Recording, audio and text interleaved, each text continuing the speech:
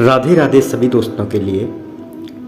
मित्रों, भगवान श्री कृष्ण लीलाधारी हैं। जन कल्याण के लिए वो अपने ही भक्तों को लीला रचने की प्रेरणा करते हैं। ऐसी ही एक लीला श्री कृष्ण ने द्वापर युग में पृथ्वी पर अवतार लेने से पहले राधा रानी जी को भी पृथ्वी पर भेजने के लिए की थी।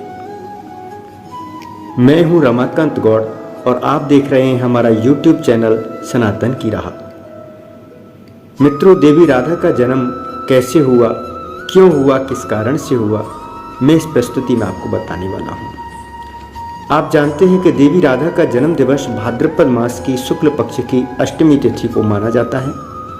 इस साल 2023 में यह तिथि 23 सितंबर को है। पुराणों का मत है कि देवी राधा भगवान श्री कृष्ण से 11 महीने बड़ी थीं। ब्रह्मवैवर्त पुराण में देवी राधा के जन्म से जुड़ी एक अद्भुत कथा का उल्लेख मिलता है।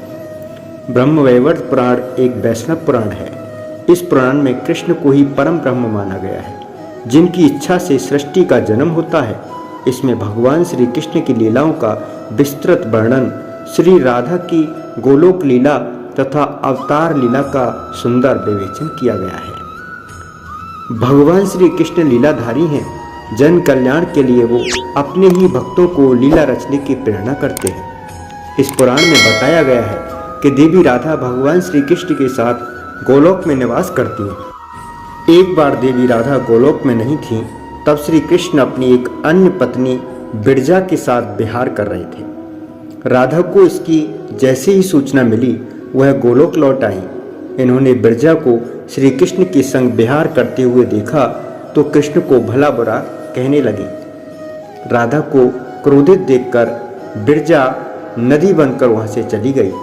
कृष्ण को बुरा कहने पर श्री कृष्ण के सेवक और परम मित्र श्री दामा को क्रोध आ गया और उन्होंने देवी राधा का अपमान कर दिया।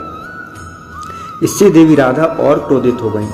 उन्होंने श्री दामा को राक्षस कुल में जन्म लेने का श्राप दे दिया। श्री दामा भी भगवान कृष्ण के सखा थे।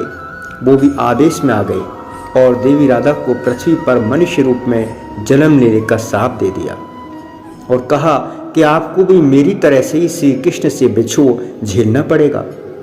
इस श्राप के कारण श्री दामा शंखचूड़ नामक असुर बना और देवी राधा को कीर्ति और वृषभान जी की पुत्री के रूप में जन्म लेना पड़ा।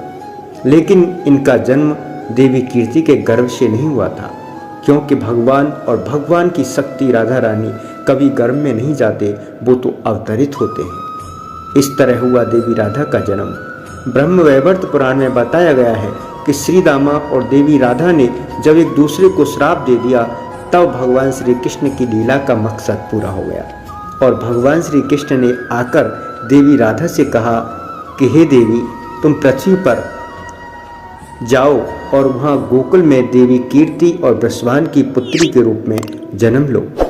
वहाँ तुम्हारा विवाह रायाण नामक एक वैश्य से होगा और सांसारिक तौर पर तुम रायाण की पत्नी कहलाओगी। रायाण मेरा ही अंश होगा।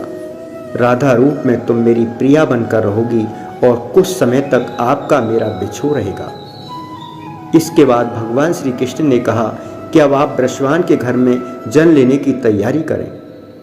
मैं भी मथुरा में देव की वसुदेव के यहाँ अवतार ले रहा हूँ। उसके बाद दोनों ही महाशक्तियों का अवतार ब्रज की धरा पर हुआ और अनेकों लीलाओं का आनंद सभी ब्रजवासियों ने लिया। संसार की दृष्टि में राधा की माता कीर्ति गर्भवती हुई, लेकिन उनके गर्भ में राधा ने प्रवेश नहीं किया। कीर्ति ने अपने गर्भ में वायु को धारण कर रखा था और योग माया के सहयोग से कीर्ति ने वायु को जन्म दिया। लेकिन वायु के जन्म के साथ ही वहाँ राधा कन्या रूप में प्रकट हो गई। इसलिए यह माना जाता है कि देवी राधा अयोनिजा थी। वो प्रकट हुई थी और वृषभान दुलारी व कीर्त कुमारी कहलाई। और हम ब्रजवासी पूरे हर्षोल्लास से श्री राधा रानी का जन्मोत्सव बड़ी धूमधाम से मनाते हैं।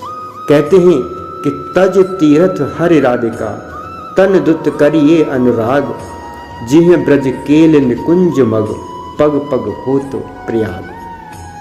कवि ने बहुत सुंदर तरीके से कहा है कि हे मनुष्य, तू तीर्थ छोड़कर श्री कृष्ण एवं राधिका की शारीरिक कांति के प्रति अपना अनुराग बढ़ा ले। जिससे कि ब्रज के निहार निकुंजों के पथ में प्रत्येक पथ पर तीर्थराज प्रयाग बन जाता है। भाव यह है मित्रों कि श्री कृष्ण एवं राधा के प्रति भक्ति बढ़ाने से करोड़ों तीर्थराज जाने का फल मिल जाता है। बोलिए राधा रानी की जय।